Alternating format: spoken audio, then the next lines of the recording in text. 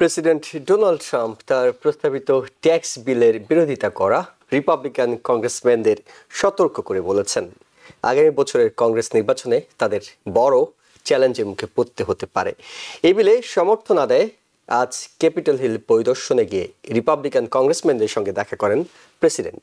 এই সময় রিপাবলিকান পার্টিকে ঐক্যবদ্ধ একটি দল হিসেবে অভিহিত করে ট্রাম্প বলেন, জনবান্ধব কর সংক্রান্ত এই বিলটি পাশের ব্যাপারে তিনি আত্মবিশ্বাসী। তিনি নিজেকে এই সময় রিপাবলিকান দলের চিয়ার লিডার হিসেবে উল্লেখ করেন। বেশ কয়েকটি সূত্র দাবি করেছে, কংগ্রেসম্যানদের সাথে বৈঠক চলাকালীন উত্তেজনা সৃষ্টি হয়েছিল, তবে পরবর্তীতে সাংবাদিকদের কাছে উত্তেজনার তথ্যকে মিথ্যা আখ্যা দিয়ে প্রেসিডেন্ট বলেছেন, মিটিংয়ের পুরো সময়টা ছিল ভালোবাসাময়। আমরা তার এই বক্তব্যটা শুনে আসতে চাই। এটা একটা ভালোবাসার মিটিং ছিল, পুরো রুম জুড়ে ভালোবাসা ছিল। কিছু কিছু বিষয়ে কারো হয়তো ভিন্ন মত ছিল, সেটা বড় কোনো বিষয় ছিল না এবং আমি সেটা কভার করেছি। আমাকে বেশি কথা বলতে হয়নি, অল্প কিছু পয়েন্টে কথা বলেছি। আমি ধৈর্য হারা হইনি। কেউ যদি এটা বলে থাকে সে একজন মিথ্যুক। সাংবাদিকদের তাদের মিথ্যুক সোর্সকে আবারও যাচাই করে দেখা উচিত। এটা একটা গ্রেট বিল। আমি মনে করি এদেশের সবচেয়ে গুরুত্বপূর্ণ বিল এটা। এর জন্যই আমি এটাকে গ্রেট বিল, বিউটিফুল ডিল মনে করছি। এটা ইতিহাসে সবচেয়ে বড় ট্যাক্স রিডাকশন, রেগুলেশন রিডাকশন এবং মেডিকেড ও মেডিকেয়ারের জন্য ইনক্রেডিবল বিল। আমরা অপচয় এবং প্রতারণা রোধ করছি। ডেমোক্রেটরা মেডিকেড, মেডিকেয়ার, সোশ্যাল সিকিউরিটিকে ধ্বংস করে গেছে। আমরা এটাকে আরো শক্তিশালী করছি। Medicaid and Social Security, and we're going to keep them. But even make them strong. আমরা প্রেসিডেন্ট ডোনাল্ড ট্রাম্পের আজকে সাংবাদিকদের সঙ্গে কথোপকথন শুনছিলাম। এদিকে সাবেক প্রেসিডেন্ট জো বাইডেনের ক্যান্সারে আক্রান্ত হওয়ার খবর প্রকাশ করা নিয়ে যে বিতর্ক শুরু হয়েছে, সে আগুনে ঘি ঢেলেছেন বর্তমান প্রেসিডেন্ট ডোনাল্ড ট্রাম্প। তিনি বলেন, জো বাইডেনের ক্যান্সারে আক্রান্ত হওয়া সংক্রান্ত তথ্য গোপন রাখা হয়েছিল। পূর্বসূরি এই প্রেসিডেন্টের শারীরিক অবস্থা সম্পর্কে জনগণকে অন্ধকারে রাখায় আশ্চর্যান্বিত হয়েছেন তিনি। এমনিতে বাইডেনের ক্যান্সারে আক্রান্ত হওয়ার বিষয়টিতে নতুন করে বিতর্ক তৈরি হয়েছে চলতি সপ্তাহে প্রকাশিত একটি নতুন বইকে কেন্দ্র করে। বাইডেনের ঘনিষ্ঠ 200 ব্যক্তির সাক্ষাৎকার নিয়ে বইটিতে দাবি করা হয়, প্রেসিডেন্ট থাকার সময় বাইডেনের মানসিক অবস্থার অবনতি হয়েছে, কিন্তু হোয়াইট হাউস তা গোপন রাখে। ওভাল অফিসে সাংবাদিকরা ট্রাম্পকে বাইডেনের ক্যান্সারে আক্রান্ত হওয়া নিয়ে প্রশ্ন করলে তিনি বলেন, জনগণকে আরো অনেক আগেই কেন এই বিষয়টি জানানো হয়নি তা ভেবে আমি অবাক হচ্ছি। এই পর্যায়ে পৌঁছাতে, অর্থাৎ এই স্টেজ 9-এ যেতে অনেক সময় লাগে। গাজা প্রসঙ্গে কথা বলবো। গাজা উপত্যকার সম্পূর্ণ নিয়ন্ত্রণ নেওয়ার লক্ষ্যে সেখানে অভিযান জোরদার করেছে ইসরায়েল। দুর্ভিক্ষের দ্বার প্রান্তে দাঁড়িয়ে থাকা প্যালেস্তাইন ভূখণ্ডে ওই অভিযানের কারণে আমেরিকা সহ ঘনিষ্ঠ মিত্ররা ইসরায়েলের উপর থেকে তাদের সমর্থন প্রত্যাহার করে নেওয়ার হুমকি দিচ্ছে বলে আভাস দিয়েছে ওয়াশিংটন পোস্ট। তাদের প্রতিবেদনে বলা হয়েছে, গাজায় যুদ্ধ শেষ করতে ব্যর্থ হলে ইসরায়েলের প্রতি সমর্থন প্রত্যাহারের হুমকি দিয়েছে ট্রাম্প প্রশাসন। এই সতর্কবার্তা ইসরায়েলি প্রধানমন্ত্রী বেঞ্জামিন নেতানিয়াহুর সরকারকে দেয়া হয়েছে। আলোচনার বিষয়ে জানেন, নাম প্রকাশে অনিচ্ছুক এমন একটি সূত্রের বরাত দিয়ে ওয়াশিংটন পোস্ট বলছে, ট্রাম্পের প্রতিনিধিরা ইসরায়েলকে জানিয়েছেন, যদি তারা গাজা যুদ্ধ শেষ না করে তাহলে আমেরিকা সরে যাবে। একই সময় ইসরায়েলের সঙ্গে বাণিজ্য আলোচনা স্থগিত করেছে ব্রিটেন। অধিকৃত পশ্চিম তীরে বসতি স্থাপনকারীদের উপরও নিষেধাজ্ঞা দিয়েছে দেশটি। ইসরায়েল নতুন করে শুরু করা হামলা বন্ধ ও ত্রাণ যেতে না দিলে দেশটির বিরুদ্ধে পদক্ষেপ নেওয়া হবে। ব্রিটেন, ফ্রান্স ও কানাডার এমন হুমকির পরই এই নিষেধাজ্ঞা দেওয়া হলো। 5 মে থেকে গাজায় নতুন করে অভিযান শুরু করেছে ইসরায়েল। সোমবার দেশটির প্রধানমন্ত্রী বেঞ্জামিন নেতানিয়াহু বলেন, পুরো গাজা নিয়ন্ত্রণ নেওয়ার পরিকল্পনা করছে তার সরকার। দীর্ঘ 11 সপ্তাহ অবরোধের পর এদিনই উপত্যকাটিতে 500টি ট্রাক ত্রাণ ঢুকতে দিয়েছে ইসরায়েল কর্তৃপক্ষ। তবে গাজা কর্তৃপক্ষ জানিয়েছে, প্রতিদিন সেখানে 500 ট্রাক ত্রাণ প্রয়োজন। অসহায় এই মানুষগুলোর কাছে যদি ত্রাণ না পৌঁছায় তাহলে 48 ঘন্টায় গাজায় 14,000 শিশুর মৃত্যু হতে পারে বলে আশঙ্কা প্রকাশ করেছেন জাতিসংঘের মানবিক কার্যক্রম বিষয়ক প্রধান টম ফ্লেচার। এইসব বিষয়ের পাশাপাশি ইউক্রেন ও বাংলাদেশ বিষয়ে কথা বলবো আমরা। সবাইকে আমন্ত্রণ জানাচ্ছি টিভিএন 24 নিউজ নেটওয়ার্কের নিয়মিত আয়োজন আওয়ার ডেমোক্রেসি অনুষ্ঠানে আপনাদের সাথে আছি আমি এহসান জুয়েল, এবং আজকের আলোচক হিসেবে যুক্ত হচ্ছেন ইউনিভার্সিটি অফ নিউ অরলিন্সের professor emeritus doctor Mostafa Sarwar এবং সেন্ট্রালিয়া কলেজের associate dean doctor Ashiq Rahman. আপনাদের দুজনকেই স্বাগত জানাচ্ছি। প্রফেসর ডক্টর মোস্তফা সরোয়ার, আপনার কাছে শুরুতে যে বিষয়টি জানতে চাই সেটি হলো প্রেসিডেন্ট ডোনাল্ড ট্রাম্পের কাছে যেটি মনে হচ্ছে যে ইতিহাসের সবচেয়ে বড়, দেশের সবচেয়ে বড় বিল, সেটি তিনি পাশ করাতে চান, কিন্তু রিপাবলিকান কিছু কংগ্রেসম্যান বেঁকে বসেছেন এবং তারা এটিতে সমর্থন এখন পর্যন্ত দিচ্ছেন না, যার ফলে এটি শেষ পর্যন্ত অনিশ্চয়তার মুখোমুখি হচ্ছে। কিন্তু প্রেসিডেন্ট ডোনাল্ড ট্রাম্প নিজে গিয়েছেন আজকে ক্যাপিটাল হিলে, তিনি কংগ্রেসম্যানদের সঙ্গে, রিপাবলিকান কংগ্রেসম্যানদের সঙ্গে কথা বলেছেন, তাদের কনভিন্স করার চেষ্টা করেছেন, আবার এটিও বলেছেন যদি বিরোধিতা করো তাহলে কিন্তু সামনে মধ্য নির্বাচন আছে, সেই নির্বাচনে কিন্তু কঠিন চ্যালেঞ্জের মুখোমুখি হতে হবে। তার আশা, ভরসা, নিরাশা সবকিছু একটু শুনতে চাই যে এই বিলটি নিয়ে আসলে তিনি কতটা এগুতে পারবেন বলে আপনার কাছে মনে হচ্ছে। না, আমার মনে হচ্ছে যে যেটা আসল যে কমিটি ভোটে কিন্তু এটা চলে গেছে, অলরেডি পাস করেছে, কাজে এরপরে ওপেন ফ্লোর ভোট। আমার ধারণা যে ওপেন ফ্লোর ভোটে এটা পাস হয়ে যাবে, এটাই আমার ধারণা।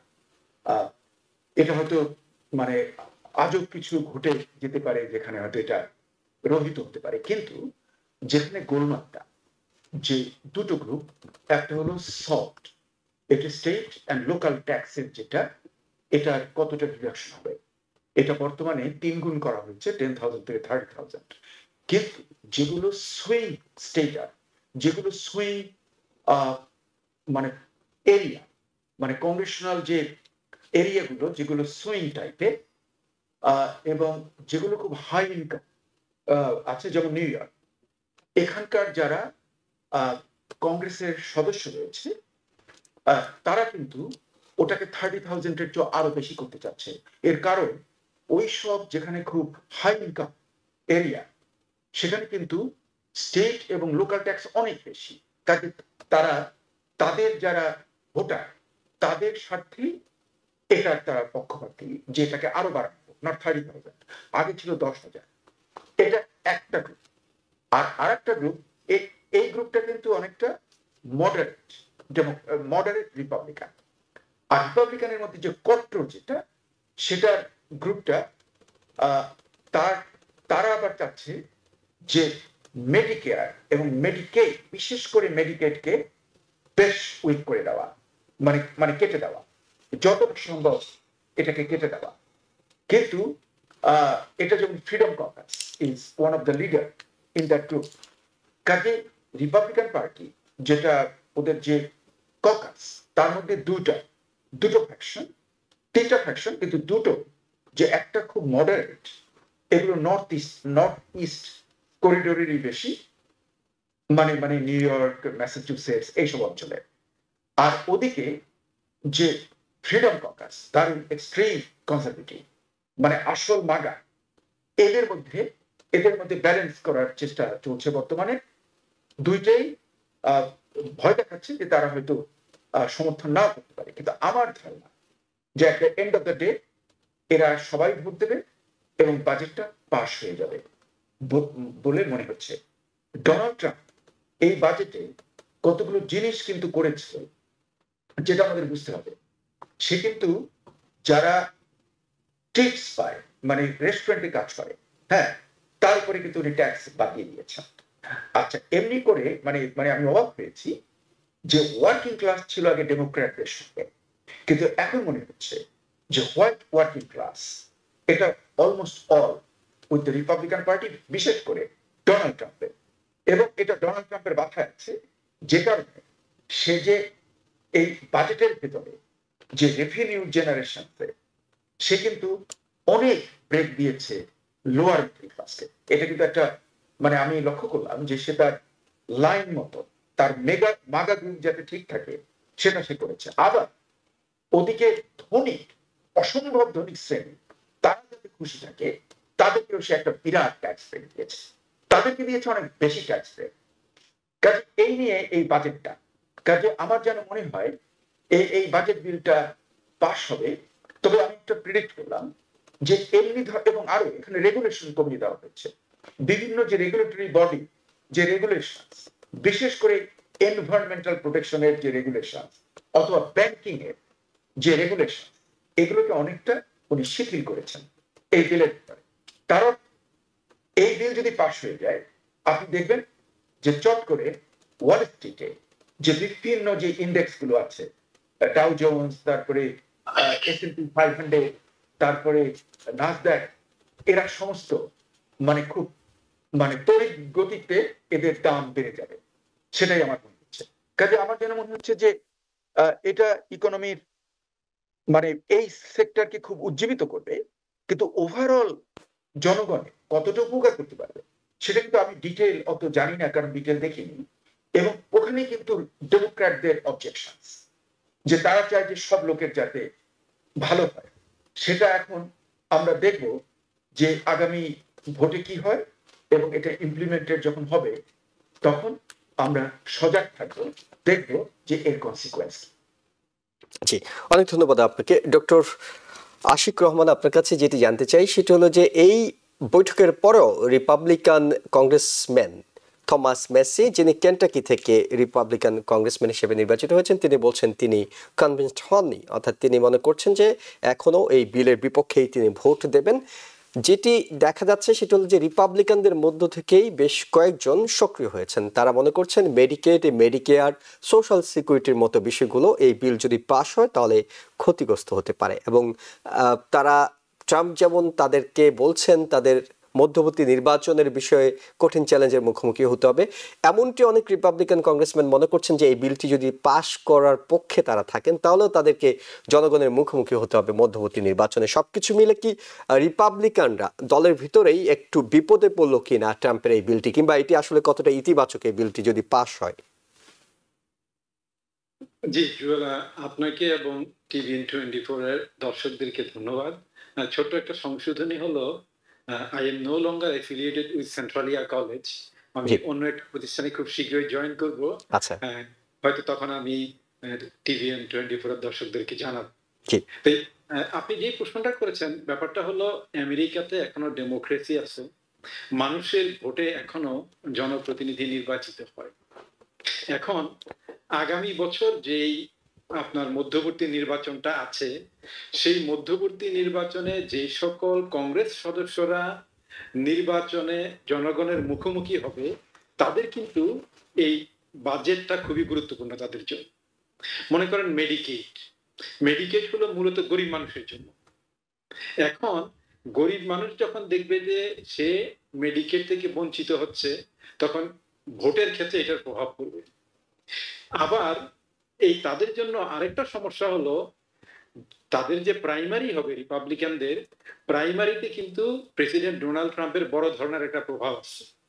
এখন প্রেসিডেন্ট ট্রাম্প যদি কারো বিরোধিতা করে এবং মাঠে নামে রিপাবলিকান ভোটারদেরকে বলে যে তাকে প্রাইমারিতে তোমরা নির্বাচিত করার দিকে অগ্রসর হইও না, মানে তাকে ভোট দিও না, then he or she will be in problem. তো এই জন্যই মূলত কিন্তু যারা বিরোধিতা করছে, তারা মূলত এই জন্যই বিরোধিতা করছে ট্রাম্পের ভয়। যেহেতু মধ্যবর্তী নির্বাচনে যদি তাদেরকে জনগণের ভোটের সম্মুখীন হতে হয়, তাহলে ট্রাম্প বিরোধিতা করলে সমস্যায় পড়তে পারে। তবে আমার যেটা ধারণা, এই যে ডক্টর মোস্তফা সরোয়ার যেটা বললেন, যদিও তারা বলছে যে আপনার রিপাবলিকান পার্টি সংঘবদ্ধ, তাদের মধ্যে কোনো বিভক্তি নেই, কিন্তু তাদের মধ্যে বিভক্তি আছে। তবে আমার যেটা ধারণা, শেষ পর্যন্ত ট্রাম্প এখনো সিটিং প্রেসিডেন্ট, এবং রিপাবলিকানদের যে বেস, সেই বেসের উপরে ট্রাম্পের কিন্তু বড় ধরনের একটা প্রভাব আছে। এই জন্য তার বিরুদ্ধে কয়জন যাবে শেষ পর্যন্ত, এটা নিয়ে কিন্তু আমার সন্দেহ আছে।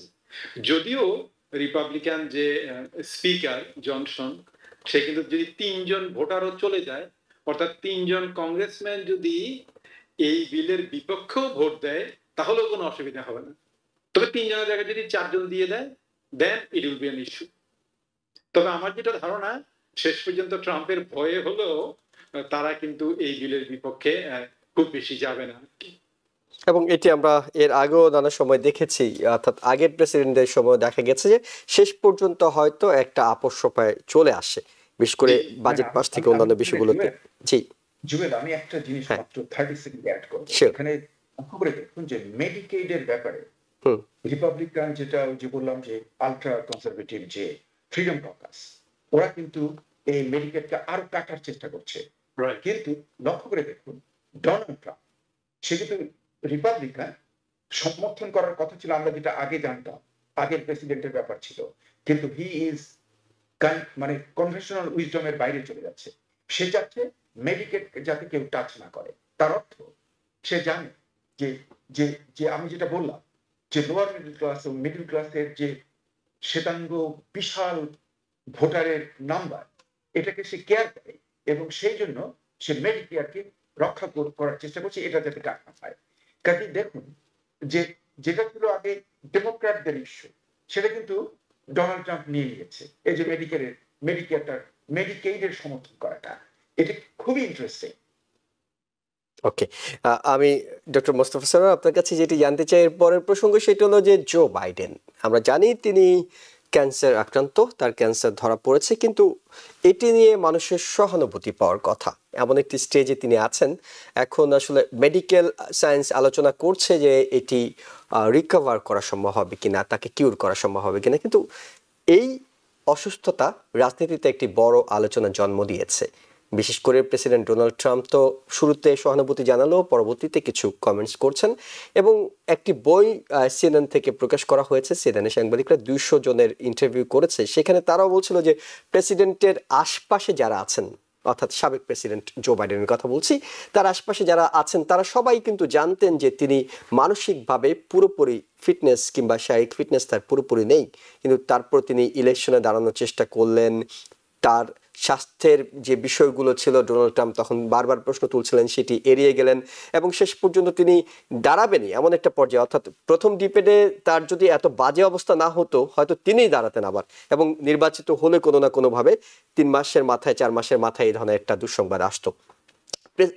যেটি প্রেসিডেন্ট ডোনাল্ড ট্রাম্প বলছে, আপনি কি তার সঙ্গে একমত হচ্ছেন যে তার স্বাস্থ্যের তথ্য নিয়ে হোয়াইট হাউস লুকোচুরি খেলেছে, দেশের মানুষকে ধোঁকা দিয়েছে?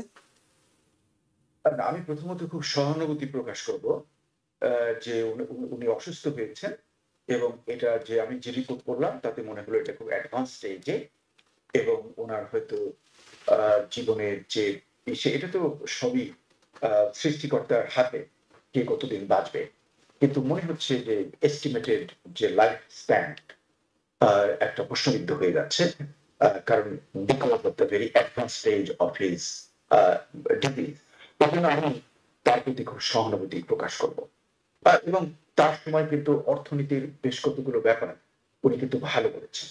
কিন্তু যে জিনিসে আমার অবজেকশন রয়েছে যে উনি এই যে রোগটা হঠাৎ করে তো এটা হয়নি, এটা তো অ্যাডভান্স স্টেজে আসার জন্য বিভিন্ন স্তরে আসতে হয়।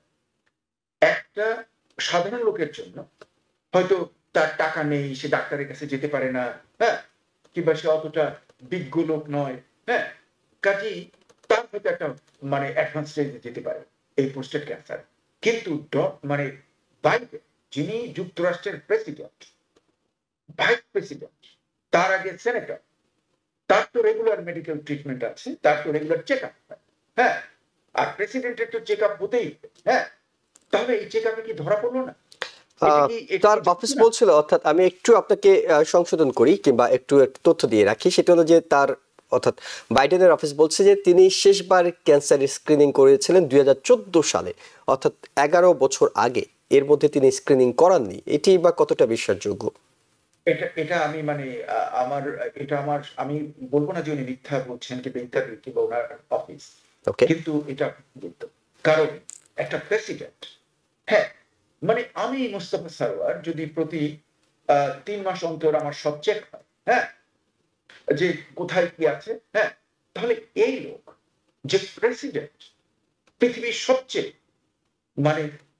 শক্তিশালী শ্রেষ্ঠতম অর্থনীতির দেশ, সেই দেশের প্রেসিডেন্ট, তার চেক আপ হবে না, এটা আমার কাছে অবাক লাগে। আর এরকম অ্যাডভান্স স্টেজে যখন মানুষের বয়স হয় তখন কিন্তু টেস্ট আরো বেড়ে যায়। আরো একটা ব্যাপার, যুক্তরাষ্ট্রের ডাক্তাররা টেস্ট প্রয়োজন না হলেও তারা কিন্তু টেস্ট করে।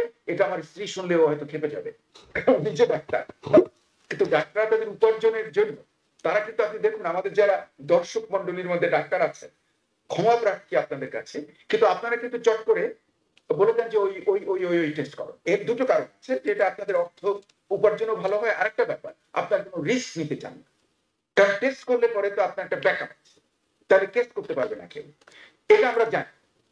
এই সব জিনিস যদি আমি চিন্তা করে দেখি, তাহলে আমার যেন মনে হয় যে ওনার শারীরিক অবস্থা কেউ না কেউ গোপন করেছে এবং উনিও তাতে ছিলেন। এবং এটা কিন্তু দেখুন, ডেমোক্রেটিক পার্টি হয়তো গেল নির্বাচনে উইনও করার সম্ভাবনা ছিল যদি তাদের একটা প্রসেসের ভিতর থেকে আসতো। হ্যাঁ, সেই প্রসেস থেকে উনি কিন্তু প্রতিবন্ধকতা সৃষ্টি করেছেন।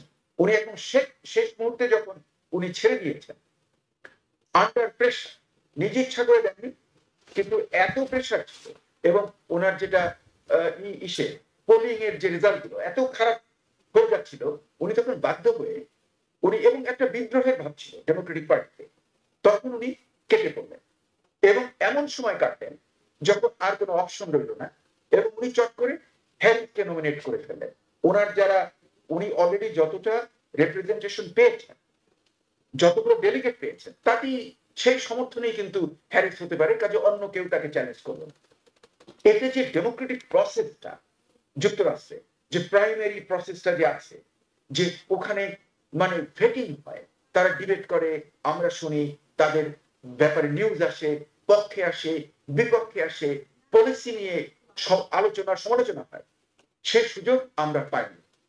এবং দেখুন রেজাল্ট যা হলো সেটা ডেমোক্রেটিক পার্টির জন্য মানে খুবই একটা খারাপ মানে হলো সেই ফলাফলটা। এই জন্য আমি মনে করি Donald Trump, not Donald Trump, আমাদের জো বাইডেন এর দায় দায়িত্ব যে রয়েছে, উনি কিন্তু ওই দায় দায়িত্বকে মুছে ফেলতে পারবেন না, তার দায় দায়িত্ব রয়েছে। এবং আমি তার অসুস্থতার জন্য আমার মন কাটছে, আমি চাই যে উনি সুস্থ হয়ে উঠুন কিংবা ওনার যাতে কোনো কষ্ট না হয়।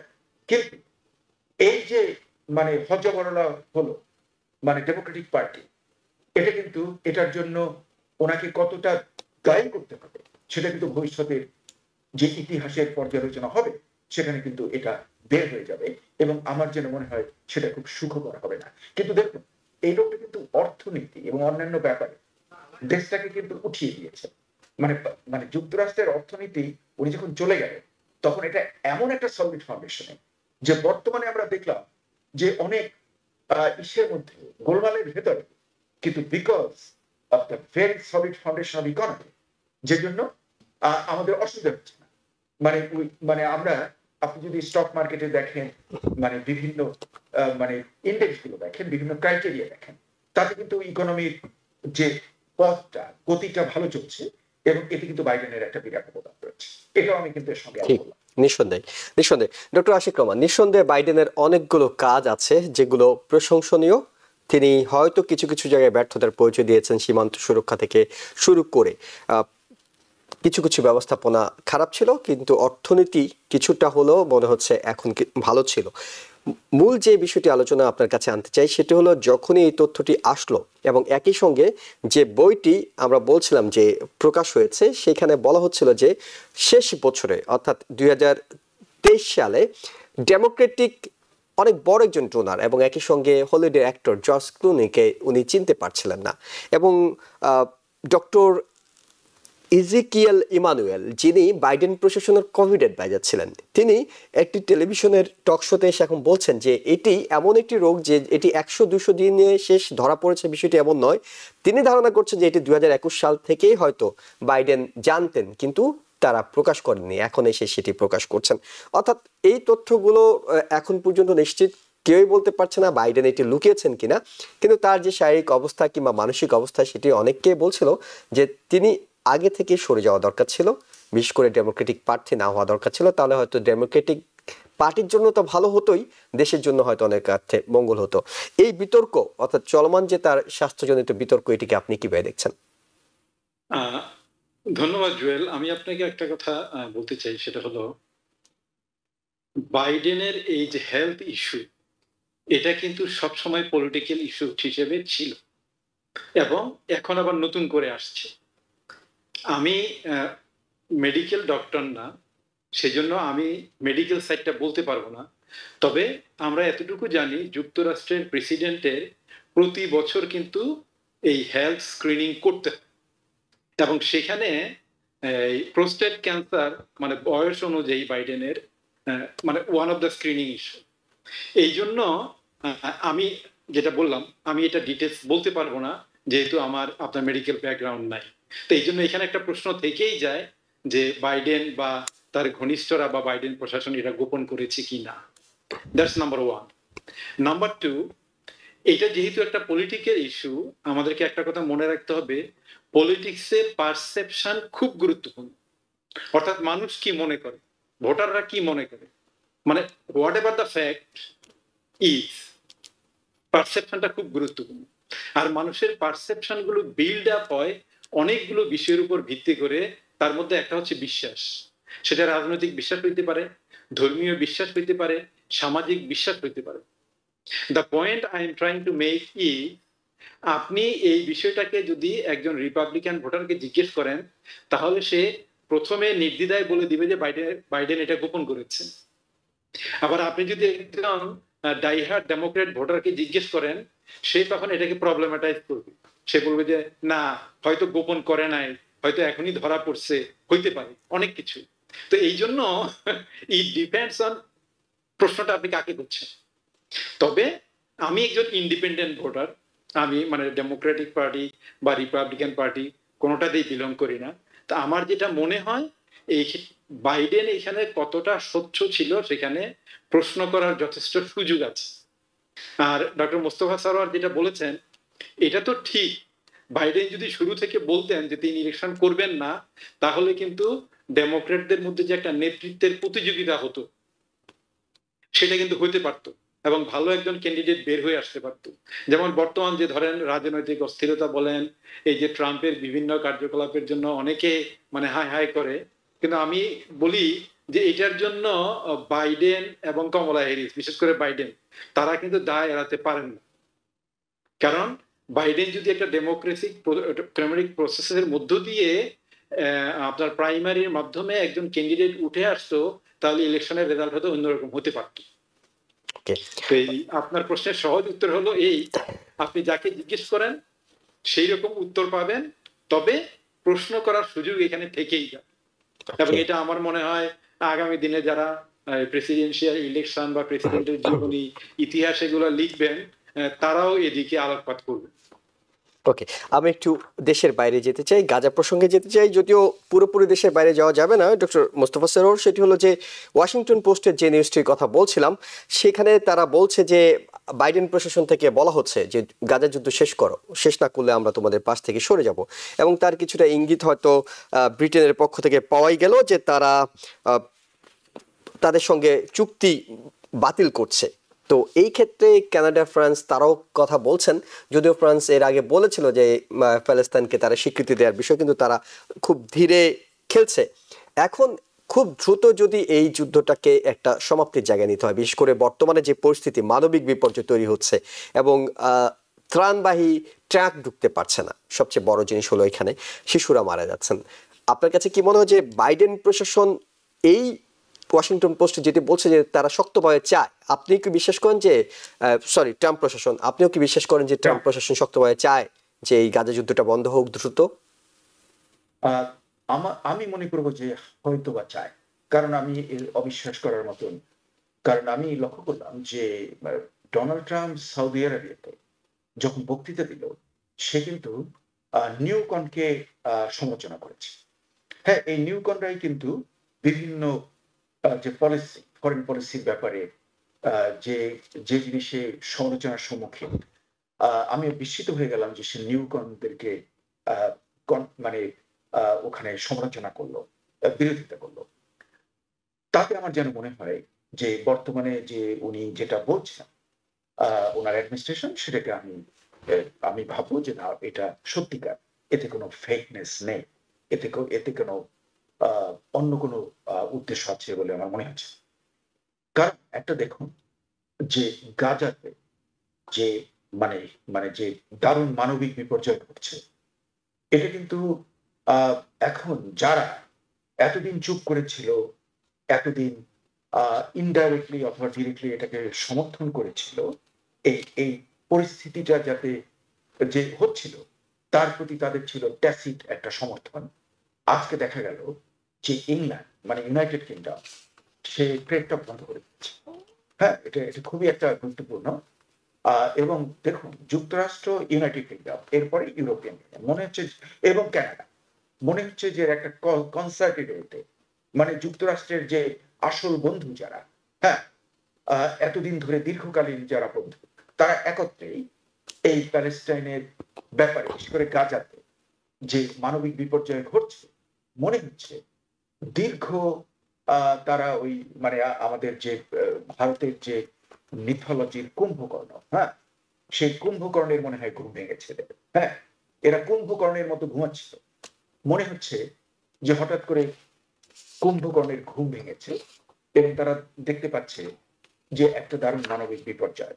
এবং আমি বলবো এখানে কিন্তু এই মানবিক বিপর্যয়ের বিপক্ষে এটা যাতে না হয়, এজন্য কিন্তু ইসরায়েলের ভেতরে যে আপনি যদি হ্যারিস পেপার পড়েন, ওখানে কিন্তু এই মানে ইসরায়েলি পলিসির বিপক্ষে ওনারা লিখছেন, এমনকি ওপিনিয়ন অ্যান্ড এডিটোরিয়াল। শুধু তাই নয়, যুক্তরাষ্ট্রে যে যে বিভিন্ন জুইশ গ্রুপ আছে, তারাও কিন্তু এটাকে পছন্দ করছে না, ইউরোপেও তাই একই অবস্থা। এবং এমনকি বড় বড় ডোনার যারা যারা ইহুদি ধর্মাবলম্বী, অনেকে মডারেট, অনেকে হয়তো কনজারভেটিভ হতে পারে, এরাও কিন্তু ওখানকার পরিস্থিতিটাকে পছন্দ করছে না। হ্যাঁ, এই সব মিলে হতে আমার পারে, যেন মনে হয় আপনার মনে যে হচ্ছে?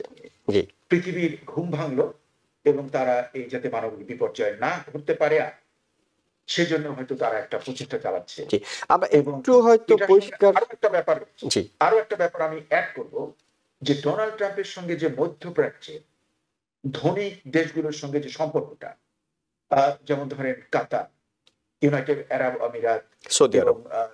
সৌদি আরবিয়া এবং অন্যান্য, বাহরাইন, তারপরে আপনার ওমান, এদের সঙ্গে যে তার যে একটা বন্ধুত্ব, এই বন্ধুত্ব, এবং সেটা মনে হচ্ছে বেশ গভীর বন্ধুত্ব, সেই বন্ধুত্বটা আমার যেন মনে হচ্ছে যে এই যে হঠাৎ করে পৃথিবীর অনেক যারা ঘুমিয়েছিল তাদের যে ঘুম ভাঙলো, আমার মনে হয় সেটাও কিছুটা কন্ট্রিবিউট করেছে জি, বলে আমার মনে হয়। আমরা কিছুটা পরিষ্কার হতে পারবো মার্কো রুবিওর বক্তব্যে, কারণ আজকে সেনেটে ব্যাপক জেরার মুখে পড়েছেন তিনি গাজা ইস্যুতে, মার্কো রুবিও। এবং সেই বক্তব্যে অর্থাৎ সেনেটর জেফ মার্কলে তাকে প্রশ্ন করছিলেন গাজা ইস্যুতে গাজা থেকে মানুষজনকে সরিয়ে নেওয়া হবে কিনা, তিনি কি উত্তর দিয়েছেন আমরা সেটা একটু দেখতে চাই। I do want you to answer, but hopefully গাজাবাসীকে লিবিয়ায় পাঠানোর জন্য একটি পরিকল্পনা তৈরি করতে প্রশাসন পর্দার আড়ালে কাজ করছে বলে খবর পাওয়া গেছে। আপনি কি প্যালেস্টিনিয়ানদের গাজা থেকে লিবিয়ায় নির্বাসন সম্পর্কিত কোনো আলোচনায় যুক্ত হয়েছেন? Libya, have you been involved in any discussions related to deporting? No, there's no deportation. What we have talked to some nations. না, কোনো নির্বাসন পরিকল্পনা নেই। আমরা যে বিষয়ে কথা বলছি তা হলো, কেউ যদি স্বেচ্ছায় বলে তিনি কিছু সময়ের জন্য অন্য কোথাও যেতে চান, কারণ তিনি অসুস্থ, কারণ তার বাচ্চাদের স্কুলে যেতে হবে, তাহলে এই অঞ্চলের কোনো দেশ কি কিছু সময়ের জন্য তাদের গ্রহণ করতে ইচ্ছুক? তবে এটা অবশ্যই স্বেচ্ছায় হতে হবে। Those are be voluntary decisions by individuals. You know why it ends?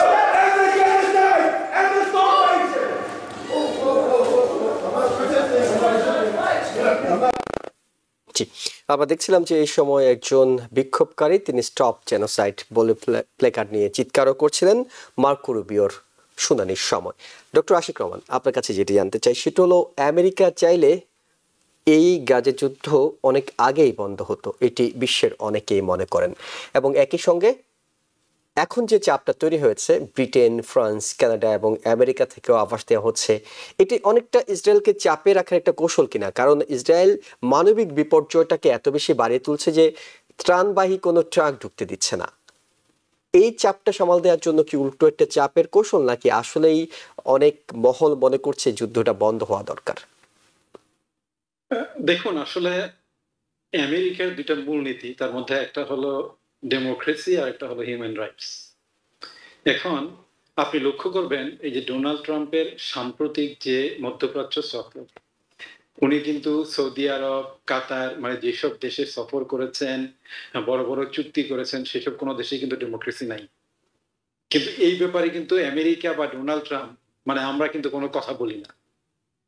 আবার আপনি দেখেন এই হিউম্যান রাইটস নিয়ে আমেরিকানরা বা আমরা এত কথা বলি সারা বিশ্বে, কিন্তু গাজাতে এই যে গত 2 বছর ধরে যা চলছে, 50,000 লোক, 50,000-এর চেয়ে বেশি লোক মানে হত্যা শিকার হয়েছে। তার মধ্যে অর্ধেক হলো শিশু এবং নারী। তারপরে এখন তো ডেইলি 100 করে মারা যাচ্ছে মিনিমাম। জি। এখন মানে 100-র মতো মারা যাচ্ছে প্রতিদিন। তো এখন প্রশ্ন হচ্ছে যে আমেরিকা চাইলে কি এই যুদ্ধ বন্ধ করতে পারতো? হ্যাঁ, পারতো। কারণ ইসরায়েল তো আমাদের অস্ত্র দিয়েই কিন্তু যুদ্ধ করছে। এখন প্রশ্নটা হলো তাহলে বন্ধ করে নাই কেন? বন্ধ করে নাই তার কারণ হলো আমেরিকান যে প্রশাসন, মানে কংগ্রেস থেকে শুরু করে সিনেট থেকে শুরু করে সব জায়গার যে মূল ডিসিশন গুলো, এগুলো কিন্তু কন্ট্রোল করে মানে ইহুদিদের যে লবি, ইসরায়েলের যে লবি তারা। আমি মানে আমি কোনো অ্যান্টাই সেমিটিক কথা বলতে চাই না। আমরাও চাই না এই ধরনের Not কোনো not জি, আলোচনা। against the not against it's not an anti-Semitic perspective. It's the perspective of people, those who are killed in the ground. এখন আপনি দেখেন এই যে এখন যে অবস্থা, এই অবস্থাটা হলো এমন যে এইখানে হাজার হাজার মানুষকে মৃত্যুর মুখে ঠেলে দেওয়া হচ্ছে শুধুমাত্র খাদ্যের অভাবে। এবং এই যে অনেক বড় মানবিক ইস্যু। এই জন্য আমার যেটা মনে হয় ফেস সেভিং এর জন্য হলেও এই যে পশ্চিমা দেশগুলো, বিশেষ করে আমেরিকা, ইউরোপ, কানাডা, তাদের একটা কিছু করা দরকার। আমার যেটা মনে হয় এই জন্যই তারা এটার বিরুদ্ধে স্টেপ নিয়েছে হয়তো। জি। এবং আমার সন্দেহ আছে এটার মধ্যে কতটুকু আন্তরিকতা আছে, কারণ এই যুদ্ধ চাইলে আমরা অনেক আগেই বন্ধ করতে পারতাম, কিন্তু আমরা এটা বন্ধ করিনি। ওকে। তাছাড়া ডোনাল্ড ট্রাম্প কিন্তু ক্ষমতায় আসার আগে কিন্তু বলেছে যে আমি তো একদিনের মধ্যে যুদ্ধ বন্ধ করে দিই। ইভেন ইউক্রেন ওয়ার, ইউক্রেনেরটা তিনি বেশি বলেছেন। জি। একদিনের মধ্যে ইউক্রেন ওয়ার বন্ধ করে দিবে, কিন্তু 4 মাস তো হলো, এখন তো বন্ধ হয়নি। তার মানে চাইলে অনেক সময় আমেরিকা, আমরা যেটা মনে করি যে আমেরিকা চাইলে অনেক কিছু হয়ে যায়, আমেরিকা চাইলে অনেক কিছু হয় না, তার প্রমাণ তো ইউক্রেন আমাদের সামনে আছে। কিন্তু আমি একটু বাংলাদেশ প্রসঙ্গে যেতে চাই, ডক্টর আশিক রহমান আপনার কাছে যেতে চাই। সেটা হলো যে আমাদের কাছে খুব পরিচিত একটা শব্দ ছিল বাংলাদেশে, ঈদের পরে আন্দোলন। এখন আবার ঈদের পরে, অর্থাৎ এই ঈদুল আজহার পরে আন্দোলনের একটা আভাস পাওয়া যাচ্ছে, যেটি বড় রাজনৈতিক দল এই মুহূর্তে বাংলাদেশের বিএনপি, তারা এর মধ্যে আছে। তারা যে দুটি ইস্যু তাদের হাতে সামনে আছে, একটি হলো ঢাকা দক্ষিণ সিটি কর্পোরেশনের মেয়র হিসেবে ইশরাক হোসেনের মেয়র হিসেবে দায়িত্ব নেয়া, এবং একই সাথে একজন ছাত্রদল কর্মী ঢাকা বিশ্ববিদ্যালয়ের সাম্য, তিনি খুন হয়েছিলেন সোহরাওয়ার্দী উদ্যানে। এইসব ইস্যুগুলোকে কেন্দ্র করে এবং নানা সন্দেহ অবিশ্বাস থেকে বিএনপি মনে করছে অন্তর্বর্তীকালীন সরকারকে চাপে রাখতে হবে, আন্দোলনের মাধ্যমে অনেক কিছু আদায় করতে হবে। আপনার কাছে কি মনে হয় এই মুহূর্তে বিএনপির এই ধরনের কর্মসূচির মধ্যে যাওয়া সরকারকে কতটা চাপে ফেলবে, কিংবা বাংলাদেশের রাজনীতিকেই কিংবা যে সংস্কার প্রক্রিয়া সেটিকেই কতটা চাপে ফেলবে বলে আপনি মনে করেন? আচ্ছা, আমি দুইটা বিষয়ে কথা বলি। আমি নিজে ঢাকা ইউনিভার্সিটির ছাত্র ছিলাম এবং আমি সাংবাদিক হিসেবে কাজ করেছি। তো এখন আমাদের সময় আমরা দেখেছি বিশ্ববিদ্যালয়ে এরকম অনেক হত্যাকাণ্ড হয়েছে আর কি। কিন্তু এখানে যে সাম্য হত্যা, এটা সম্পূর্ণ নন পলিটিক্যাল একটা ঘটনা, এবং এটা ঘটেছে সোহরাওয়ার্দী উদ্যানে। এটা চাইলেও ঢাকা বিশ্ববিদ্যালয়ের ভিসি বা ঢাকা বিশ্ববিদ্যালয় এটা ঠেকাইতে পারতো না। এটা হচ্ছে নাম্বার 1। নাম্বার 2, এই যে ঢাকা সিটি কর্পোরেশন যেটা বলছেন এই ইশরাকের ব্যাপারটা, এখন এই বিএনপি সহ সবগুলো দল কিন্তু বলে আসছে আওয়ামী লীগের অধীনে যতগুলো নির্বাচন হয়েছে সবগুলোর মধ্যে কারচুপি হয়েছে, সবগুলাই ছিল অবৈধ। তো এখন মানে অনেকটা এরকম যে ধরেন বিচার মানে কিন্তু তাল গাছটা আমার। তো এখন যেই আদালত ঘোষণা দিল যে ইশরাক মেয়র হবে, এখন এটার জন্য আমরা বা বিএনপির লোকজন আন্দোলন করছি। তো এখন সবকিছুই যদি অবৈধ হয়, তাহলে এখন ইশরাকের মেয়র হওয়াটা কিভাবে বৈধ হয়, এটা আমার মাথায় আসে। আচ্ছা, তৃতীয় আমি একটা কথা বলে শেষ করি, সেটা হলো এই যে নির্বাচনের জন্য অন্তর্বর্তীকালীন সরকারকে কতটা চাপে ফেলতে পারে। এই 5ই আগস্টের পরে আপনারা খেয়াল করেছেন, 5ই আগস্টের পরে কিন্তু যেই সকল মানে হাট বাজার মাঠ ঘাট যেগুলো আওয়ামী লীগের দখলে ছিল, তার অধিকাংশই কিন্তু একটা বড় রাজনৈতিক দলের দখলে এখন আছে। এবং বাংলাদেশে যে নির্বাচন হয়, এই ভোট কেন্দ্র দখল প্রত্যক্ষ বা পরোক্ষভাবে বড় বড় পলিটিক্যাল পার্টিগুলো কিন্তু করে থাকে। এখন জনগণকে এটা ভাইবা দেখতে হবে, এখন যদি নির্বাচন হয় কিংবা এই অবস্থায় যদি নির্বাচন হয়, আগামী 2-3 বছরের মধ্যে যদি নির্বাচন হয়, তবে আমার মনে হয় নিরপেক্ষ নির্বাচন হওয়াটা খুব কঠিন। বিশেষ করে মানুষ তার পছন্দের প্রার্থীকে ভোট দিতে পারবে কিনা এই ব্যাপারে আমার যথেষ্ট সন্দেহ আছে। এই জন্য যে যারা হাট দখল করতে পারছে, যারা বাজার দখল করতে পারছে, যারা ঘাট দখল করতে পারছে, তারা ভোট কেন্দ্র প্রত্যক্ষ বা পরোক্ষভাবে দখল করতে পারে। তাহলে জনগণ তার পছন্দের প্রার্থীকে ভোট দিয়ে নির্বাচিত করার কতটা সুযোগ পাবে এই ব্যাপারে কিন্তু আমার সন্দেহ আছে। এই জন্য আপনি দেখবেন যত জরিপ হয়, যত কিছু হয়, দেশের অধিকাংশ মানুষ কিন্তু চায় এখন নির্বাচন না হোক, আরো পরে হোক। মানে মানুষ নির্বাচনের জন্যই কিন্তু 15 বছর আন্দোলন করেছে, কিন্তু এখন আমার অধিকাংশ মানুষ নির্বাচন চায় না। কেন চায় না? তার মানে মানুষ শুধুমাত্র নির্বাচন চায় না, মানুষ চায় একটা সুষ্ঠু নিরপেক্ষ নির্বাচন, যেখানে সে নিজের পছন্দের প্রার্থীকে ভোট দিয়ে নির্বাচিত করতে পারবে এবং ওই নির্বাচনে যারা জিতে আসবে তারা দেশকে একটা সুষ্ঠু গণতন্ত্র উপহার দিবে। এবং আরো একটা বিষয় হতে চায় মানুষ, কিন্তু সন্দেহ আছে যারা নির্বাচিত হয়ে আসবে তারা কতটা মানে পতিত যে ফেসিবাদ বলেন, স্বৈরাচার বলেন বা আওয়ামী লীগ সরকার বলেন, তাদের চেয়ে কতটা ভালো হবে এই ব্যাপারে জনগণের সন্দেহ আছে। থাকার কারণেই তারা এখন কিন্তু নির্বাচন এখনই চাচ্ছেন। তারা চাচ্ছে এমন একটা পরিস্থিতি সৃষ্টি হোক যেখানে জনগণ পছন্দের প্রার্থীকে নির্বাচিত করতে পারবে এবং নির্বাচিত মানে জনপ্রতিনিধি যারা হয় তারা জনগণের জন্য রিয়েলি কাজ করবে। অনেক ধন্যবাদ, সেইরকম অবস্থা। আপনাকে ধন্যবাদ। এবং এটা সত্যি যে মানুষ চায় শুধুমাত্র এইবার আমি ভোট দিতে পারবো তা নয়, আগামী এইবার ভোটের মাধ্যমে যে দলটি ক্ষমতা আসবে তার আগামী 5 বছর পর আমাকে আরেকবার ভোট দেওয়ার, সুষ্ঠুভাবে ভোট দেওয়ার সুযোগটা দেবেন কিনা সেটাও মানুষ হয়তো বিবেচনা নিচ্ছে। প্রফেসর ডক্টর মোস্তফা সারওয়ার, খুব সংক্ষেপে আপনার কাছে যেটি জানতে চাই সেটি হলো যে আওয়ামী লীগের কর্মকাণ্ড নিষিদ্ধ ঘোষণার কাজটি এনসিপি যে আন্দোলন করে কার্যকর করেছে এনসিপির নেতৃত্বে, সেই সময় বিএনপির অনেকে ভাবছিল তারা মনে একটু কোণ ঠাসা হয়ে গেছে, কারণ বিএনপি প্রকাশ্যে কোনোভাবে আওয়ামী লীগের কর্মকাণ্ড নিষিদ্ধ হোক এটি চায়নি। এখন এই ইশরাকের ইস্যু থেকে বিএনপি আবার মাঠে ফিরতে চায়, অর্থাৎ এনসিপি যে ফ্রন্ট লাইনে চলে এসেছিল তাদেরকে একটু ব্যাক লাইনে ফেরানোর একটা কৌশল কিনা, আপনার কাছে কি মনে হয়? না, কিন্তু আমাদের সবচেয়ে সমস্যা হচ্ছে যে মানে আশিক আছেন, উনি যুক্তরাষ্ট্রে থাকেন এবং এখানকার গণতন্ত্র খুব উপভোগ করছেন। যে এই যে বললেন যে মানে বিভিন্ন পোলিং হয়েছে, পোলিং এ উনি বলে ফেললেন যে মেজরিটি জনসাধারণ নির্বাচন চায়। এটা অ্যাবসলিউটলি মানে আমরা আগে অনেক পোলিং দেখেছি, যুক্তরাষ্ট্রের পোলিং ওনার সামনে আছে, যে পোলিং এ হ্যারিসের এখন প্রেসিডেন্ট হওয়ার কথা, তারপরে কিছুদিন আগে যে নির্বাচন হলো অন্য কানাডাতে, সেখানে কিন্তু অন্য গভর্নমেন্টের পাওয়ারে আসার কথা, কনজারভেটিভদের, তারা আসতে পারেনি। এই পোলিং যেখানে এই পশ্চিমাঞ্চলের পোলিং যেটা স্ট্যাটিস্টিক্যাল মডেলকে ফলো করে এবং বিভিন্ন ক্রাইটেরিয়া ফলো করে, সেগুলোই প্রমাণ হয় যে এর কোনো মূল্য। তাহলে উনি যে পোলিং এর কথা বলছেন ওগুলো তো অ্যাবসলিউটলি ভুয়া, ওগুলোকে আমি ক্রাশ ব্যাকসে ফেলে দেবো। কারণ ওই বাংলাদেশের যে বিভিন্ন যে একটা টেলিভিশন চ্যানেল কিংবা একটা ব্লগার একটা করলো, ওই ব্লগারের যারা লোক আছে, হ্যাঁ, এবং এই ব্লগারে কিন্তু একটা গ্রুপ খুব অ্যাক্টিভ, এই বট গ্রুপ যারা আছে, ওরা ভোট দিয়ে একটা কথা বললো। সবচেয়ে বড় হলো যে এই সরকার যে যদি কোনো ঘাট কেউ দখল করে তার unit government for their doing মাখি মারছে। এই সরকার তাহলে একটা অ্যাবসলিউটলি বোগাস গভর্নমেন্ট, যার কোনো কিছু করতে পারছে না। তার মানে এই যে ঘাট দখল করছে, এটা করছে, এটা তো গভর্নমেন্টের duty to block it, to bring them into punishment. তারা যদি তাই না করতে পারে, এরকম একটা অথর্ব বাজে গভর্নমেন্টকে কন্টিনিউ করা, হ্যাঁ, এবং এই বিভিন্ন ওজোর দিয়ে নির্বাচনকে ঠেকিয়ে দেওয়া, এটাকে আমি মনে করি যে স্বৈরতান্ত্রিক অ্যাটিটিউড।